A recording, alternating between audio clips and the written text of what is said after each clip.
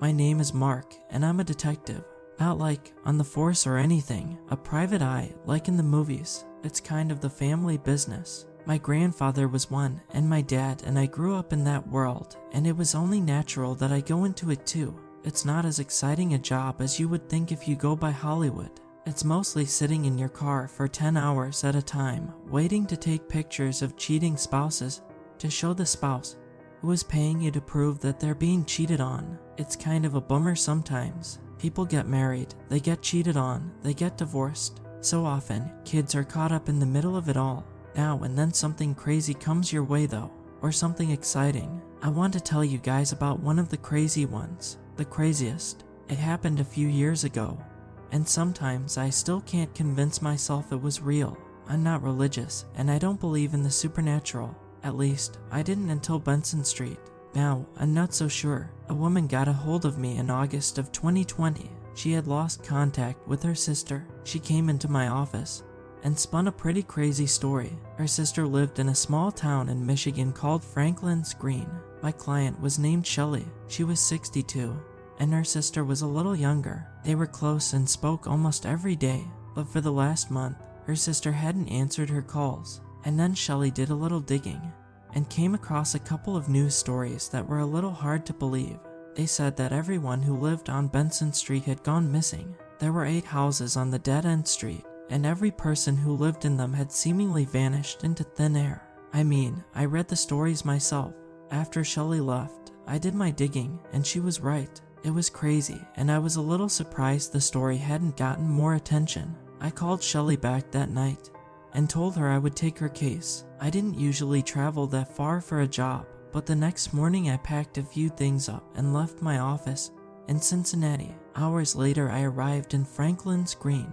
There was a little crappy motel, and I checked in and then headed right for Benson St. It was smack dab in the middle of a little sleepy neighborhood, lower middle class, mostly ranch-style homes. The entrance to Benson St was completely roped off, with yellow police tape stretched between a telephone pole and a stop sign. I parked nearby and decided to canvass the surrounding streets. I knocked on doors, stopped, and chatted with an old man out watering his garden and stuff like that.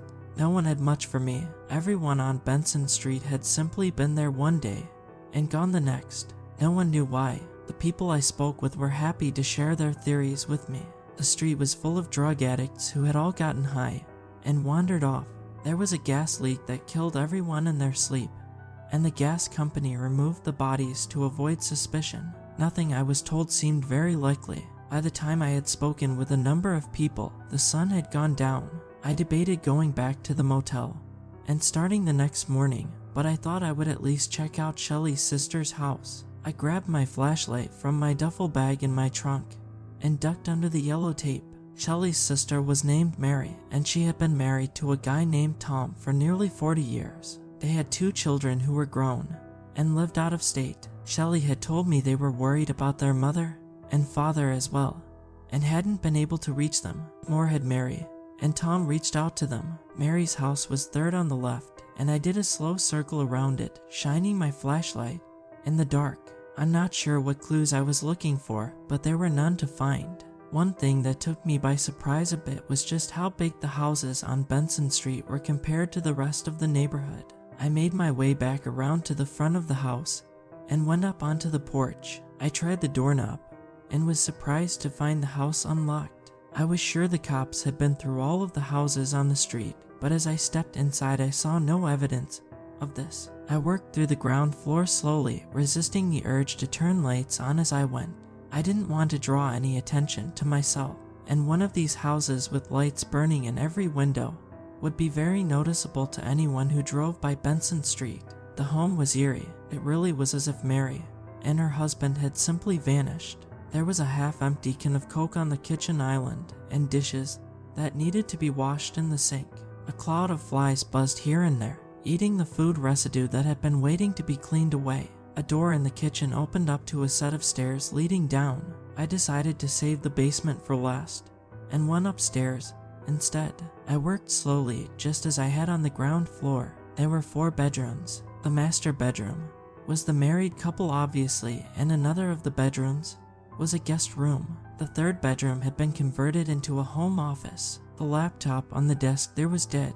I found the charger and plugged it and then went into the fourth bedroom, which had a treadmill and an exercise bike. I had saved the master bedroom for last and worked my way through the dresser there, finding nothing but clothes. The closet was another story. There was a shoebox up on the shelf, hidden underneath folded bedsheets, and a hand-stitched quilt. I pulled the box down and opened it, surprised to find a knife. The knife was ornate, the blade curved, and the hilt made of bone and wrapped in leather. Etchings had been carved into the bone, and I unwrapped the leather to better see. I can only describe the etchings as strange runes, almost like an alphabet. They were very letter-like, but damned if I knew what they meant. I took pictures of the knife and then replaced it in the box and hid it once again. All that was left was the basement, and I was surprised to realize I had been putting it off, even dreading going down there. I had no other choice though, and headed down into the kitchen with heavy steps and then down once more. I swept my light across the open basement. It was unfinished, the walls cement as well as the floor. Small frosted windows sat near the beams of the floor above. The basement had just been used for storage. I found cardboard boxes filled with Christmas decorations and a small wooden chest filled with important papers like birth certificates and old pay stubs. Above me, a creak. I froze and turned off my light. A thud, another creak. Someone was walking on the ground floor. I wrestled with what to do, and I could feel my heart thumping wildly in my chest. Did I call out, admit that I was trespassing? Did I go upstairs and try to sneak out? Did I stay and hope they didn't come down? I crept slowly to the foot of the wooden stairs that I had come down. I had left the basement door open and cursed myself for my stupidity. I listened to the footsteps above me. Sweat stung my eyes, and I wiped it away. The footsteps came into the kitchen, and I moved away from the bottom of the stairs. I looked for a place to hide and wedged myself in behind a stack of plastic totes along the wall just as I heard footsteps on the stairs. I held my breath. I peeked out, but it was so dark down here I couldn't see much more than a dark shape. It paused at the foot of the stairs and then turned and went back up. I waited for what felt like an eternity, but was probably only 10 minutes. I didn't hear any movement upstairs. I left my hiding spot and went to the foot of the stairs. I took them slowly, exited into the kitchen, and then shut the door as quietly as I could. I paused there for a long time, listening. If anyone else was still in the house, they weren't moving. I hurried to the front door and pulled it open. I stepped out onto the porch and pulled the door shut behind me. I rushed off of the porch and into the middle of the street. I turned and looked at the house and felt sheer terror as my eyes swept up to one of the windows that looked out into the street from the master bedroom. Someone was standing there, staring right at me, the same dark shadow I had seen in the basement. I turned and ran down the street to my car. I rushed to the motel and went inside my room. The locked door wasn't enough. I pushed the heavy circular table that served as an eating area in the small room in front of the door too, and found myself exhausted. I fell into a restless sleep. I dreamed of a dark shape and of that curved blade. When I woke the next morning, I thought about going to the local police and telling them who I was and who had hired me, but in my experience, most cops don't take kindly to private detectives, and I was afraid they'd keep me from Benson Street. So I showered, dressed, and headed back over. I felt a little more comfortable in the daytime. I went back into Mary's house and looked for evidence of someone else having been there the night before but found none. Then I went back outside and started at the end of the street and tried the front doors as I moved around the cul-de-sac and went up the other side. A lot of doors were locked, but 2 were unlocked. The houses I could enter were a lot like the ones I had been in the night before. It seemed as if whoever had lived there had just vanished or up and left without taking anything. In the first house, I found a full set of luggage, and it didn't seem like the overstuffed closet and drawers full of clothes had been touched. No one had packed for a trip. In the other house, I found something rather alarming. It sat right out on a bedside table in the master bedroom, a knife exactly like the one I had found in Mary's home, hidden away. The same bone handle, the same runes carved into it, the same curving blade, sharp as can be. I went back to the middle unlocked house and began to search. It took me a couple of hours, but then I found it stashed away in a floor vent, an identical knife. I left quickly and went to my car. I found a little diner and stopped for lunch and sat at the table with my phone, searching online for any sort of information I could find on the knives. I searched for news about cults in the area and came up with nothing. I had taken pictures of the knives and tried to find anything about the runes, but ran into a dead end there as well. After lunch, I went back to Benson Street and stood on the sidewalk. I was fairly sure that if I broke into the locked homes, I would find knives there as well. I walked slowly past the houses and paused at the end of the street. Past the end of the road were woods, mostly evergreens. A dirty little path cut from the end of the street and through the lawns of the two homes in front of me and to the trees. I started down the path. It was well worn and continued well into the woods, curving around trees and overgrown plants. I walked along it for nearly half an hour before I saw it. The church was old and made of wood, squat and slanted. A spire went up over the front double doors, a strange symbol that resembled an inverted cross made of what looked like iron nailed to the front. I went to the building and tried the doors. They opened freely. Surely the police hadn't missed this strange building. Inside were a few rows of pews and an altar at the back of the large open room. A large leather-bound book with yellowing pages that curled at the corners sat open on the altar next to a silver cup stained red inside. I couldn't read the book. It was written in the same strange runes that were etched on the handles of the knives. I took pictures of a few pages and hurried back outside. Standing in the church, I had felt a growing sense of unease, almost like I was being watched.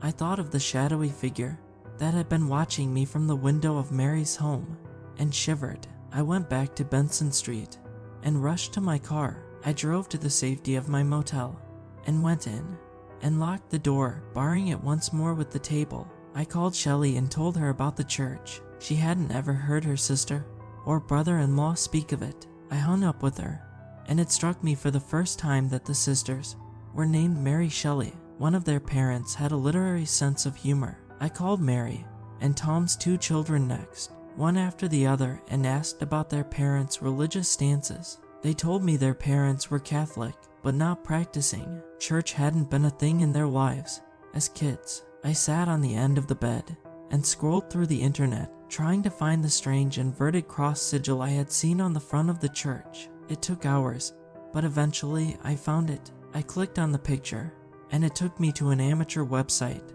that seemed to be all about various demons and hellspawn. It was the symbol of something called the Nameless One, and it was said he would bring his followers great wealth and power in exchange for sacrifices. I thought immediately of how the homes on Benson Street were much bigger than those nearby. I set my phone aside and shivered. The whole thing was freaking me out. I do not scare easily, but that job I had taken was proving to be a strange one, and I couldn't get over the feeling that I was messing with something I shouldn't. When the sun went down, I drove to the local bar, a place called Mel's. It was busy, and I took a stool at the bar and had a beer. Over the course of a few hours, I spoke to a few townspeople about Benson Street. I was truthful with who I was and what I was doing. A lot of people clammed up when I brought up the street. I didn't ask about the church or the symbol I had seen, but I did ask about the houses and how they seemed to be so much more expensive. One old guy gave me something. Everyone on that street was a weirdo, he told me, and we all know it. Wherever they are, it isn't good. Another patron of the bar brought up how people in the area had been going missing regularly for the last few years. Drifters and homeless folk, no one important, no one who got the police involved very much. Back at my motel, I called Mary and Tom's oldest. I asked if they had grown up in the house on Benson Street, and he told me no. His parents had bought it a few years ago after Tom had retired a few years early. I thanked him and hung up. I was asleep when a thump at my door woke me. I went to the peephole and peered out but could see no one. Fear gripped my heart with its icy hand. I went to the window and carefully pulled the blind back at the edge and looked out into the parking lot. A line of 4 people stood there, right in the middle of the black pavement, staring right at my room. It was dark and I couldn't quite make out who they were. Man or woman, I couldn't tell. I had no idea of their age. They wore dark clothing, robes of some sort, with the hoods pulled up. As I watched, they turned as a group and walked out of the lot and across the street. I watched them until they faded into the darkness. I didn't sleep the rest of the night. The next morning I went back to Benson Street. I was drawn to it, or more specifically, to the church in the woods. I hurried down the path and entered that strange building again. Someone else had been there. The book and cup that had been on the altar were gone. I did a more thorough search of the building and found a small trap door just behind the altar. I lifted the hatch open and shone my flashlight into the hole. A rickety wooden ladder led down 10 or so feet to a dirt floor. I took a deep breath and started to climb down. There was a tunnel curving away to the right when I got off the ladder and turned around. I kept my light on and crept forward. It twisted this way and that until it opened up into a large chamber, and I found the people who had lived on Benson Street. They all lay dead on the dirty floor, nude with their arms crossed over their chests. I needed to tell the police. I turned and came face to face with a man in a hooded robe. "Intruder," he screamed at me, and I pushed past him and ran. I knew he was chasing me. I could hear his heavy footsteps right behind me. A chill blew through the tunnel as I ran. Voices burst forth from nowhere, speaking a language I couldn't understand. I got to the ladder and began to climb. I got to the top and rolled out of the hole and turned and used my foot to slam the door shut. There was no way to latch it. I stood and turned, shocked to find 100 or more candles had been placed throughout the church, all burning. So 2 or more robed figures. One came at me as the trap door behind me burst open, and my original pursuer came through. I tussled with the new robed figure. He wrapped his arms around me, but I shoved him off into the altar. The candles there shook and then fell. A musty carpet that led from the altar to the front door lit immediately. Soon the room was alive with flame. The robed figures howled, and I was forgotten as they attempted to put the fire out. I ran for the door and burst through it and into the woods. It was still morning. The sun hung low in the sky, the light getting cut off by the many trees. I turned and looked at the church. It was burning. No one came out after me. I turned and ran for Benson Street. I didn't stop running until I made it to my car. I drove to the motel and checked out and packed up my things. I didn't call the police until I was an hour away from the town. I told them what I had found and hung up before they could start asking me questions. Then I called Shelly and told her everything I had found. The knives, the church, the robed figures. I could tell she didn't believe me, and she started to cry and curse me out for not giving her something real. I understood though. I hardly believed the words coming out of my own mouth. In the end, I didn't speak with Shelly again. I didn't go after her for the unpaid balance she owed me. A week or so later, at home, I searched the internet for any sort of news story about the church behind Benson Street, but only found one little article that had been written in the local paper about a fire in the woods there. It didn't mention the church. In the 3 years since then, I've seen robed figures a handful of times. Sometimes I don't trust my own eyes and wonder if I'm hallucinating. I don't think I am. I think the followers of the Nameless One are keeping an eye on me. They never approach me, they never threaten me, but they are there, right? They are watching.